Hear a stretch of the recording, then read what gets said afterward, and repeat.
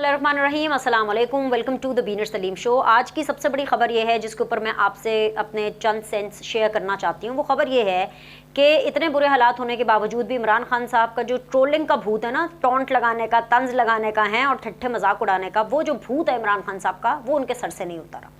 मुझे लगता है कि वाकई इमरान खान साहब को जो शौक लगा है ना, नहीं मतलब शौक वाला शौक नहीं, वो धचके वाला जो शौक लगा है वो वाकई उनके दिमाग तक पहुंच गया है और इसीलिए वो ट्रोलिंग कर रहे हैं। वो ट्रोलिंग किसकी कर रहे हैं, क्यों कर रहे हैं, ये मैं आपको इस वीडियो के अंदर बताऊंगी। इसके अलावा वो इमरान खान साहब जो कि भुट्टो से भी ज़्यादा सेल्फ प्रोक्लेम्ड पॉपुलर हो गए थे, वो इमरान खान साहब जो बेस्ट को बेस्ट से बेहतर जानते हैं, वो इमरान खान साहब जो बरतानिया को बरतानिया से बेहतर जानते हैं, अमेरिका को अमेरिका से बेहतर जानते हैं, इंडिया को इंडिया से बेहतर जानते हैं, तमाम बॉलीवुड को बॉलीवुड से बेहतर जानते हैं, तमाम क्रिकेटर्स को क्रिकेट से बेहतर जानते हैं, तमाम इस तरह की सारी बातें आप जोड़ लें। पाकिस्तान को पाकिस्तानियों से बेहतर जानते हैं, इस्लाम को मुसलमानों से बेहतर जानते हैं। द नुमेरो उनो जो अपने आप को कहते थे नंबर 1 लाइक, वो इमरान खान साहब, अगर मैं आज की तारीख में आपसे बात करूं जिस टाइम पर मैं ये वीडियो रिकॉर्ड करा रही हूं, इमरान खान साहब जो हैं वो एक शर्मिंदगी की तस्वीर है। और ये मैं नहीं कह रही हूं, जाइए रावलपिंडी जाइए और जाकर देखिए, वहां पर दीवारों पर जो बैनर्स लगे हैं, और इसके डबल मीनिंग है, इसलिए इसके 2 माने हैं बहुत इंपॉर्टेंट। एक तो रावलपिंडी क्योंकि GHQ पर अटैक किया गया, GHQ को टारगेट किया गया और GHQ ऑफकोर्स रावलपिंडी में है। दूसरा ये कि of course that is the twin capital. तीसरी चीज़ जो सबसे इंपॉर्टेंट है वो ये है कि जो पूरी की पूरी जो वॉल है, एक आपने सुना होगा ना हॉल ऑफ फेम क्या है, ये वॉल ऑफ शेम है। इस वॉल ऑफ शेम पर कौन कौन फीचर कर रहा है, किस किस की फोटोएं लगी हुई हैं और ऐसी कौन कौन सी फोटोएं हैं जिनके ऊपर जूतों के निशान बने हुए हैं और एक्चुअली ये जूते जो हैं वो किसको पड़ रहे हैं, इस बारे में भी हम इस वीडियो के अंदर बात करेंगे। ठीक है, last but never the least, Imran Khan साहब की गेम ओवर है और वो गेम इसलिए ओवर है क्योंकि और भी लोग उनको छोड़ के जा रहे हैं। तो अब इमरान खान साहब का क्या बनना है? तेरा क्या होगा कालिया, वो सुना है ना फेमस डायलॉग, वो शायद इसी दिन के लिए बनाया गया था कि तेरा क्या होगा कालिया। भाई सबसे पहले मैं आपको बता दूं कि पिछली वीडियो से लेकर के अब तक किन किन लोगों ने छोड़ा है इमरान खान साहब को। तो 2-3 तो ऐसे बड़े बड़े लोग हैं, बड्डे वाले लोग हैं, जिनको देख करके सुन करके आपको भी एक तरह से शॉकर लगे। अच्छा ये भी, मतलब मुझे तो लगता है कि वो दिन दूर नहीं है जिस दिन बुशरा बीबी भी इनको छोड़ करके चली जाएंगी, क्योंकि पार्टी की भागदौड़ तो उनके हाथ में आने वाली नहीं है। सो पिछली वीडियो से लेकर के अब तक जो अपडेट हुआ है, बहुत से लोगों ने इमरान खान साहब को छोड़ा है, दर्जनों के हिसाब से लोगों ने छोड़ा है, लेकिन जो चीदा जिनके नाम लेने इंपॉर्टेंट है वो मैं ज़रूर लूँगी। इमरान इस्माइल साहब, जिनको सिंध का गवर्नर इसलिए बनाया गया था क्योंकि उन FA पास शख्सियत ने ये गाना गाया था, रोक सको तो रोक लो तब्दीली आई रे। वो क्या गाना था? रोक सको तो रोक लो तब्दीली आई रे। हाँ, याद है ना आपको? जिसके अंदर अडयाला जेल का भी जिक्र था। और इस गाना गाने के ऊपर इमरान खान साहब ने इमरान इस्माइल को, क्योंकि उनका भी नाम एन से शुरू होता था, हम नाम भी थे और हम ख्याल भी थे, क्योंकि इमरान खान साहब को तो ऐसे ख्यालात रखने वाले लोग बड़े पसंद आते हैं जो नवाज शरीफ को, जो बिलावल को, जो पीपल्स पार्टी को, जो नून लीग को गाली दे। तो गाली देने के एक ज़माने में वीलॉगर्स को और एंकर्स को पैसे भी बड़ा मिले करते थे कि जी आपने नवाज शरीफ को गाली देनी है, नवाज शरीफ को गाली देने के बड़े पैसे मिला करते थे। ठीक है, और उसके अलावा जो पार्टी के लोग थे उनको नवाज शरीफ को गाली देने के लिए बड़े बड़े ओहदे मिला करते थे और उन्हीं में से एक ओहदा ये था। अब मैं तो खैर इसके ऊपर घंटों बात कर सकती हूँ, लेकिन मुझे बार बार अपने आप को भी याद कराना पड़ता है और आप लोगों को भी कहना पड़ता है कि मेरी जो जर्नलिस्टिक तरबियत है वो कुछ इस तरह से हुई हुई है कि अगर किसी का बुरा वक्त चल रहा है तो उसके बुरे वक्त को मजीद बुरा नहीं करना। ठीक है, अब मैं क्या, मतलब मरे हुए को मैं क्या मारूं? अब इमरान इस्माइल साहब, रोक सको तो रोक लो वाले, तब्दीली आई रे, उनको तो कोई PTI छोड़ने से नहीं रोक सका। उन्होंने कहा कि बस ठीक है, अब मेरा इमरान खान साहब को खुदा हाफिज़। दूसरे जो साहब हैं वो खुसरू बख्तियार साहब हैं, उन्होंने भी रातों रात हैं टाटा बाय बाय, बस बहुत हो चुका, अब मैं अलग और PTI अलग हैं। उसके अलावा जी अगर मैं बात करूं अली जैदी साहब की, अच्छा अली जैदी साहब ने कुछ अर्सा पहले भी एक प्रेस कॉन्फ्रेंस की थी और जिसके अंदर वो काफ़ी आपदीदा हो गए थे और उस प्रेस कॉन्फ्रेंस के उन्होंने कहा था कि मैं PTI को नहीं छोड़ सकता, मैं क्योंकि PTI हूँ, लेकिन उन्होंने सियासत छोड़ दी। अब अली जैदी साहब भी मतलब personally I really know him a lot और मेरा बड़ा अच्छा उनके साथ कनेक्ट है। टेलीविज़न शोज़ भी हम इकट्ठे बहुत मैंने उनके साथ किए हैं as a politician and as a anchor, और उनके साथ एक रब्ता भी बड़ा अच्छा रहा था। और मुझे अच्छी तरह याद है कि लास्ट जब मेरी उनसे टेलीफोनिक कॉन्वर्सेशन हो रही थी और वो मेरे शो के हवाले से हो रही थी, तो तभी उन्होंने बताया था, बल्कि वो मुझसे पूछ रहे थे कि क्या आप पर प्रेशर नहीं आता, तो मैंने उनको कहा कि अली जैदी साहब उतना प्रेशर नहीं आता मुझे जितना आपके टाइम पर आपकी हुकूमत में आया करता था कि बंद कर देंगे शो, ये क्यों चला, इस पर क्यों बात हुई।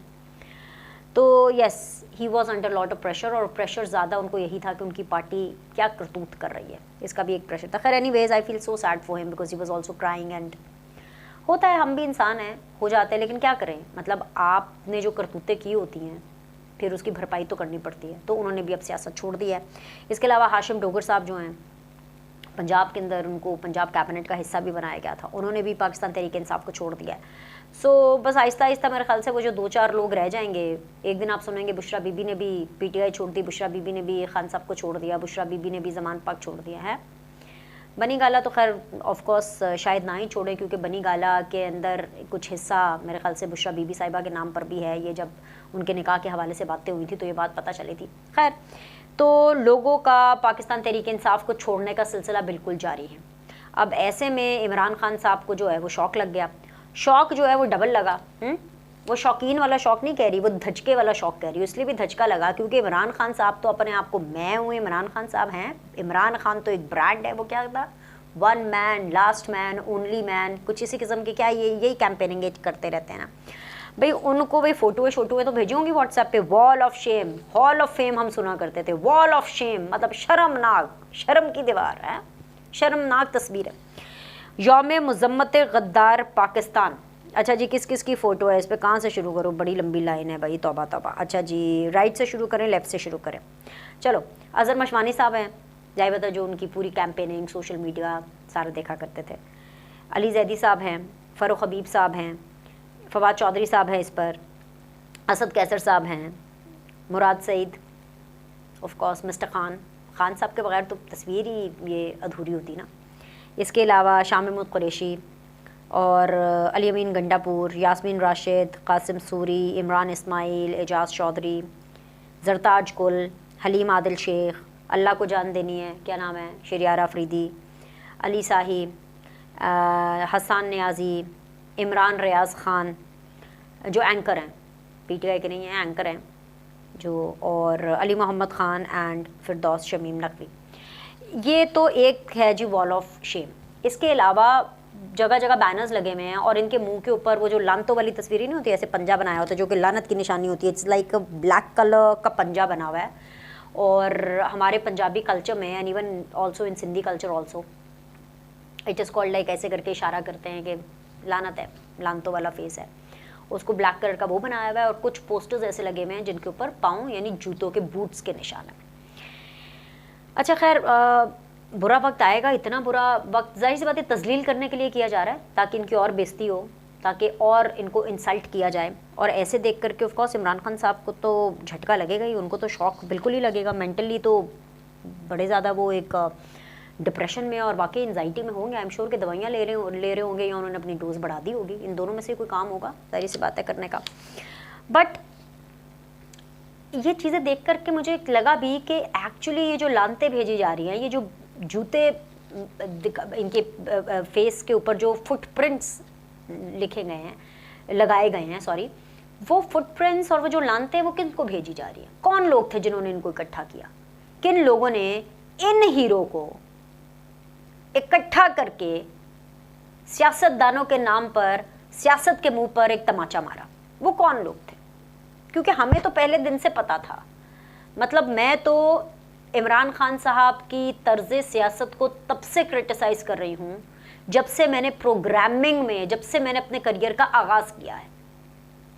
चाहे वो 2016 का धरना हो, 2014 का धरना हो, आई मीन, और चाहे इसके अलावा इमरान खान साहब की कोई भी पॉलिटिकल मूवमेंट हो, चाहे कुछ भी, मतलब इमरान खान साहब की कोई तकरीर हो, चाहे उनकी सिविल डिसोबीडियंस की मूवमेंट हो, चाहे उनकी जेल भरो तहरीक हो। अच्छा, ये सारी चीज़ें तो बहुत बाद में आई ना। हमने तो बहुत पहले कह दिया था, सीधी बात, बीनर सलीम के साथ टेलीविज़न शोज़, क्योंकि ज़ाहिर है उस टाइम पे व्लॉगिंग वगैरह नहीं होती थी, तब मैं कैपिटल टीवी में काम करती थी, तब से आप मेरे शोज़ उठा करके देख लें, हम तो तभी से बोले जा रहे हैं कि भाई ये रॉन्ग नंबर है, इन तिलों में तेल नहीं है। मतलब मुझे समझ नहीं आ रही है कि जिन लोगों ने इनको बनाया, जिन लोगों ने इनको चुन चुन कर इन हीरो को PTI में शामिल कराया, PTI के अम्ब्रेला के अंदर इनको सो कॉल्ड सियासतदान बनाया, और ऐसे सियासतदान जिनके अंदर बर्दाश्त नहीं है, जिनके अंदर सियासी विजडम नहीं है? क्या उन लोग को जूते नहीं पड़ने चाहिए? You know, so the point is के एक तरफ अच्छा बड़े मिक्स रिएक्शन है, एक तरफ गुस्सा भी बहुत आता है, एक तरफ हमदर्दी भी होती है। और हमदर्दी इसलिए होती है कि खाली ये क्यों, वो ग्रेट माइंड्स किधर हैं? What about general Faiz, what about general Bajwa, you know? और फिर उनसे पहले भी पाशा साहब हो गए या कोई भी हो गए, मतलब मुझे पता बात सख्त है, बट द पॉइंट इज के जब ये सब कुछ ये एक दिन की, तो ये एक दिन की पैदावार तो है नहीं ना। लोगों के जो माइंड वॉश हैं वो एक दिन में तो नहीं किए गए। खैर, अब इमरान खान साहब के इसके ऊपर इतना बुरा असर पड़ा है कि इमरान खान साहब ने तो ट्रोलिंग शुरू कर दी। अब पहले ट्रोलिंग बताऊं कि पहले उसकी वजह बताऊं? पहले आपको ट्रोलिंग बता देती हूँ। इमरान खान साहब आए, जैसे आते हैं टीवी पर बात करने के लिए, मतलब बेसिकली इंटरनेट के ज़रिए बात करने के लिए। जब आए तो उन्होंने कहा कि भाई ये मैं आज मीडिया टॉक इसलिए कर रहा हूँ कि आप ये ना समझिएगा कि मैं पीटीआई छोड़ रहा हूँ।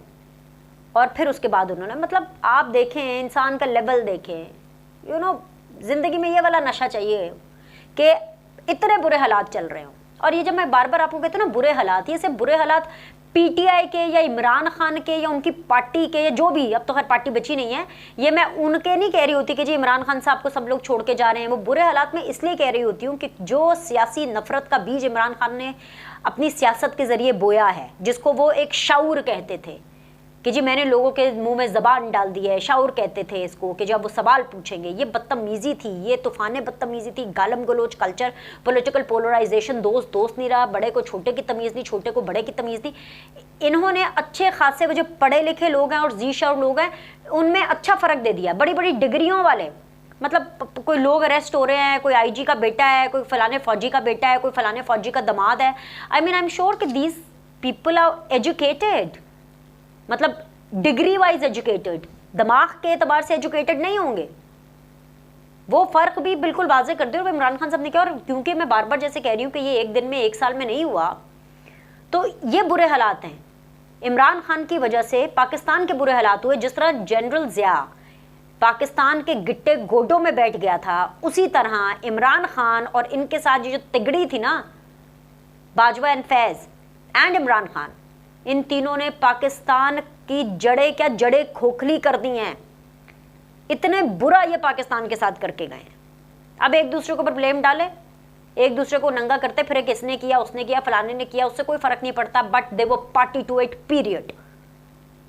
ठीक है, अब इमरान खान साहब ने जो है ये ट्रोलिंग करनी शुरू कर दी कि जी आप ये ना समझना, क्योंकि उनका मतलब था कि आजकल जो कोई भी मीडिया के सामने आ रहा है वो यही कह रहा है कि जी मैं पीटीआई को छोड़ के जा रहा हूँ, तो अपनी तरफ से ट्रोलिंग कर रहे थे। अब मैं आपको बता देती हूँ वो किसको सुना रहे थे।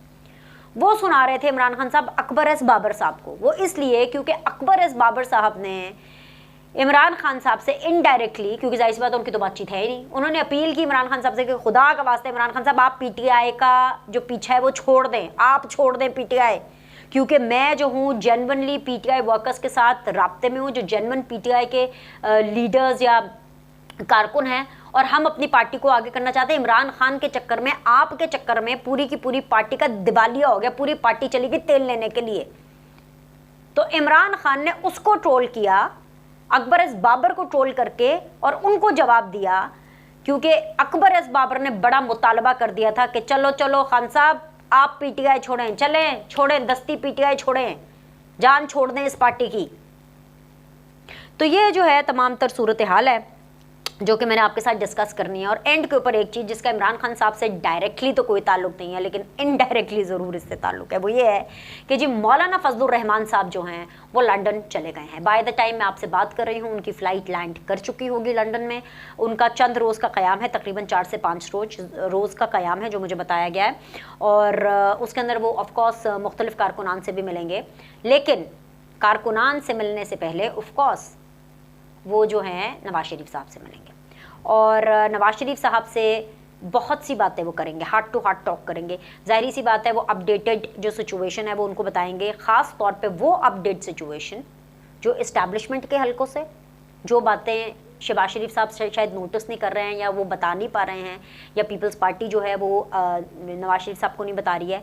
तो ये तमाम बातें जो हैं मौलाना फजलुर रहमान साहब जो है वो इमरान खान साहब के हवाले से जो inside the establishment, inside the government, वो खबरें जो कि अभी खुल करके सामने नहीं आ रही, वो इस हवाले से पहले ब्रीफिंग देंगे नवाज शरीफ साहब को, और फिर उसके बाद नवाज शरीफ साहब एंड मौलाना फजलुर रहमान एक लाहे अमल बनाएंगे। और आप देखेंगे कि जब मौलाना फजलुर रहमान से पाकिस्तान वापस आएंगे तो वो ही लाहे अमल PDM का लाहे अमल होगा। So that means the party still not over. ठीक है, अभी तो इमरान खान साहब को बहुत कुछ सहना है। इमरान खान की game is over but the party is not over. अभी तो पार्टी बाकी है, अभी तो पिक्चर बाकी है, अभी तो बहुत कुछ होना है। अभी नवाज शरीफ साहब ने अपना तड़का लगाना है और मौलाना फजलुर रहमान साहब जो है वो तड़के का मटेरियल तो ले गए हैं लंदन। अब इमरान खान साहब के ऊपर जिस तरह का तड़का लगेगा लंदन से, वो हम आपको अपडेट कर देंगे। अभी के लिए लाइक करें, सब्सक्राइब करें। आपसे अगले द बीनर सलीम शो में मिलते हैं।